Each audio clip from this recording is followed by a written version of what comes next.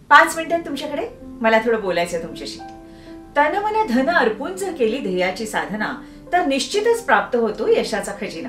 हरी कीर्तने प्रीती रामी धरावी, देहे बुद्धी निरूपणी विसरावी, परद्रव्याणी कांता परावी, यदर्थी मना सांडी जीवी करावी.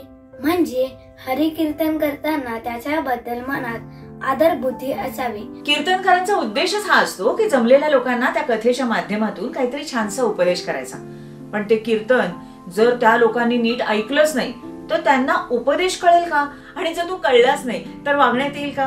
नाही, डोक्यावरून जाईल सगळं. मग जे कीर्तनाच्या बाबतीत आहे ते शाळेच्या वर्गाच्या बाबतीत आहे ना, बाई काहीतरी शिकवत असतात आणि आपलं लक्षच नसेल तिथे, तर मग आपल्या डोक्यात काही शिरेल का? खरंय खरंय. आणि जेव्हा आपण आपल्या रामाची अत्यंत मनापासून अशी भक्ती करतो ना, तेव्हा तो राम आपल्याला प्रसन्न होतोच.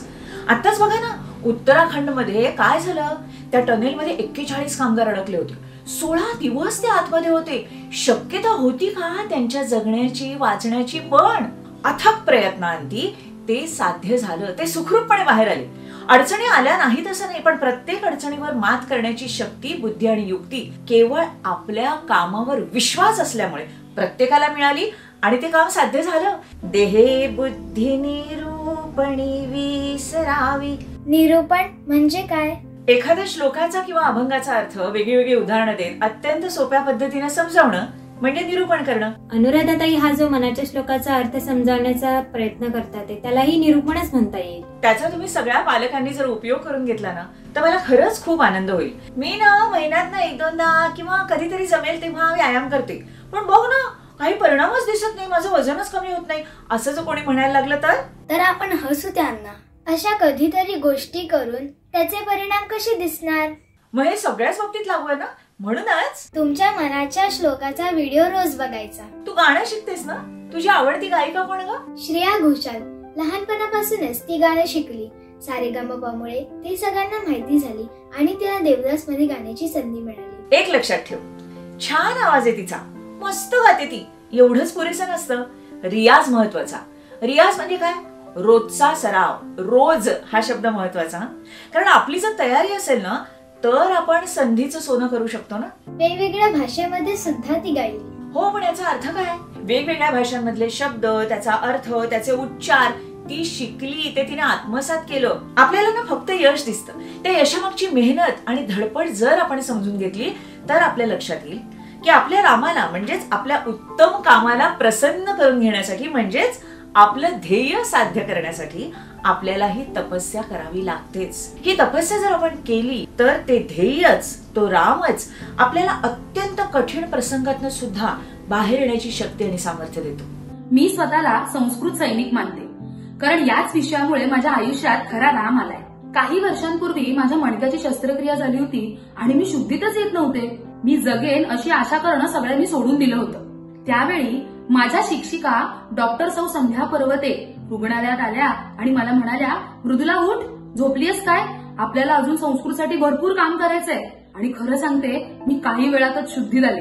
त्या दिवसापासून विद्यार्थ्यांपर्यंत आणि सामान्य माणसांपर्यंत संस्कृत जास्तीत जास्त कशा पद्धतीने पोहोचेल यासाठी मी काम करते. परद्रव्य आणि कांता परावी, यदर्थी मना सांडी जीवी करावी. जेव्हा आपण यशस्वी होतो ना तेव्हा अनेक गोष्टी आपल्याकडे चालून येतात, चुकीच्या सुद्धा.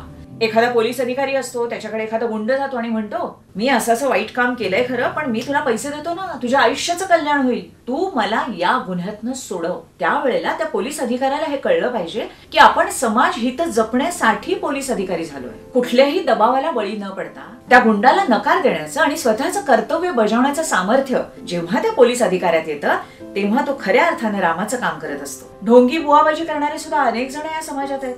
इतके पैसे दान करा म्हणजे मी तुम्हाला आशीर्वाद देईन आणि तुमचं भलं होईल, असे आशीर्वाद ते विकत असतात, हे सुद्धा या लोकांच्या लक्षात येत नाही. केवढ्या गोष्टी कळल्या आजच्या गप्पांमधून. आपलं ध्येय साध्य करायचं असेल तर अनेक नवनवीन गोष्टी शिकण्याची आणि मेहनतीची तयारी असावी, हे खूप छान समजवलं तुम्ही.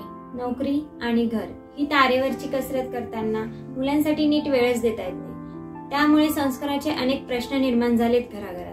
तुमच्या या व्हिडिओमधून तुम्ही या सगळ्या प्रश्नांवरती उत्तर देण्याचा प्रयत्न करतायत असं मला वाटतं. जगातल्या सगळ्या अनोळखी मुलांशी आणि त्यांच्या पालकांशी गप्पा मारत मारत मनाच्या श्लोकांचा आजच्या काळाशी सुसंगत असा अर्थ सांगण्यासाठी हे व्हिडिओज मी तयार करते.